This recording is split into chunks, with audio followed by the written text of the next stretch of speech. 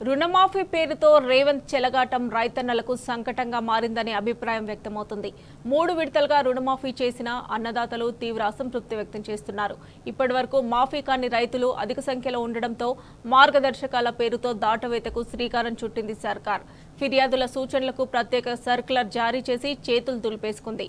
అయితే బ్యాంకుల దగ్గర ఉన్న రైతుల సమాచారాన్ని తెప్పించుకొని ఏకకాలంలో మాఫీ చేయొచ్చని నిపుణులు అంటున్నారు.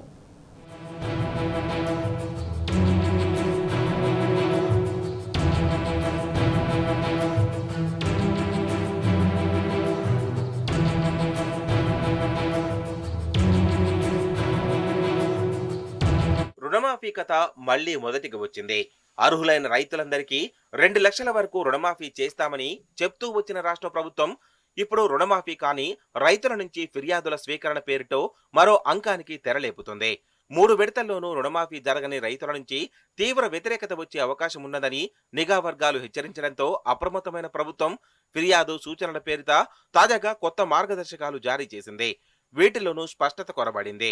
రైతులు ఎప్పటిలోగా ఫిర్యాదు చేయాలి, వాటిని అధికారులు ఎప్పటిలోగా పరిష్కరించాలి, ఇప్పటి వరకు స్వీకరించిన ఫిర్యాదులను ఏం చేస్తారు అనే అంశాలపై స్పష్టత ఇవ్వలేదు. దీంతో మార్గదర్శకాల పేరిట మరోసారి దాటవేసేందుకు ప్రభుత్వం ప్రయత్నిస్తుందన్న విమర్శలుస్తున్నాయి.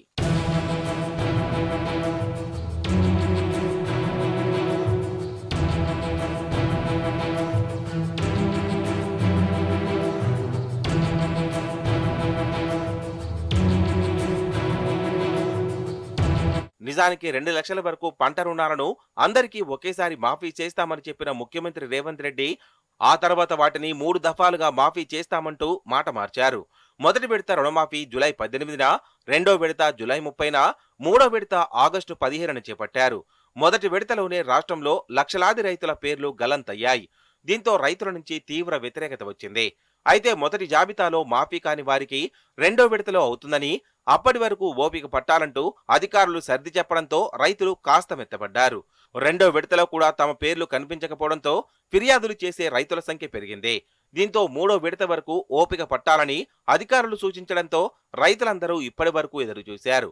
మొదటి 2 విడతల్లో రుణమాఫీ జరగలేదని స్పష్టంగా రైతులకు తెలిసినా చాలా మంది ఆ విషయాన్ని మీడియాలో కానీ సోషల్ మీడియాలో కానీ పంచుకోవడానికి ముందుకు రాలేదు. ఈ రోజు కాకపోతే రేపైనా మాఫీ అవుతుందన్న కోణంలో ఆలోచించి కోపాన్ని దిగమింగుకున్నారు. మూడో విడతలోనూ తమ పేర్లు లేకపోవడంతో రైతుల్లో ఆగ్రహం పెళ్లిబీగుతోంది. ఇన్నాళ్లు వేచి చూసిన రైతులు ఇక ఓపిక పట్టే పరిస్థితుల్లో లేరన్న విషయాన్ని నిఘా వర్గాలు ప్రభుత్వానికి చేరవేశాయి.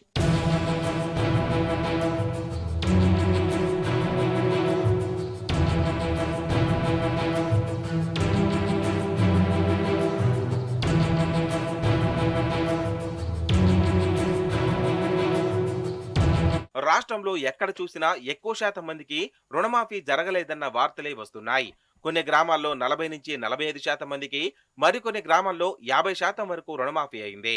దీంతో ఇన్నాళ్లు ఆశగా వేచి చూసిన రైతులు ప్రభుత్వంతో తాడోపేడో తేల్చుకునేందుకు సిద్ధమవుతున్నారు. ఈ నేపథ్యంలో కొత్తగా 10 మార్గదర్శకాలు జారీ చేసిన ప్రభుత్వం అందులోనూ అనేక కొర్రీలు పెట్టింది.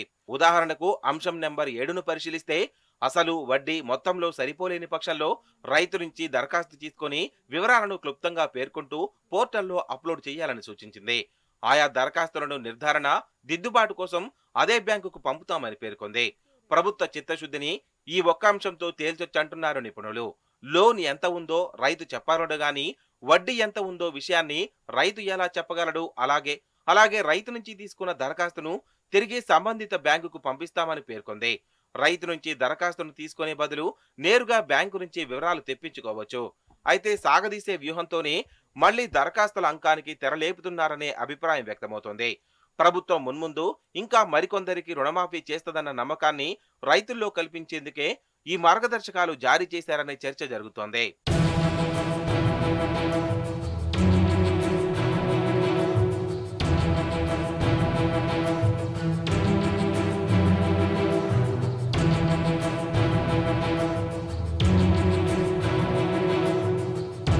రుణమాఫీ ప్రక్రియను గతంలో 2 సార్లు బీఆర్ఎస్ ప్రభుత్వం నిర్వహించింది.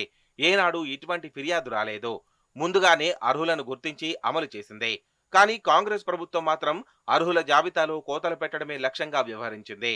అసలు రుణమాఫీ అర్హుల జాబితాను ఎక్కడి నుంచి తీసుకున్నారన్న విషయంపై ఇప్పటికీ స్పష్టత లేదు. ఇప్పుడు కూడా రుణమాఫీ కాని రైతులను అధికారుల చుట్టూ తిప్పకుండా గ్రామ స్థాయిలో రుణమాఫీ కాని వారితో ఒక మీటింగ్ పెట్టి కారణాలు తెలుసుకొని అక్కడికక్కడే వివరాలను అప్లోడ్ చేస్తే సరిపోతుందన్న సూచనలు వస్తున్నాయి. ఆయా బ్యాంకులు, సహకార సంఘాలు రుణమాఫీ కాని రైతుల జాబితాను తయారు చేసి పెట్టాయి. వాటి నుంచి నేరుగా డేటా తీసుకొని ప్రభుత్వం సదరు రైతులకు నేరుగా సమాచారం ఇచ్చి అవసరమైన పత్రాలను తెప్పించి రుణమాఫీ చేయొచ్చు. కానీ ఇటువంటి మార్గాలను ప్రభుత్వం అనుసరించకపోవడం విమర్శలకు తావిస్తోంది.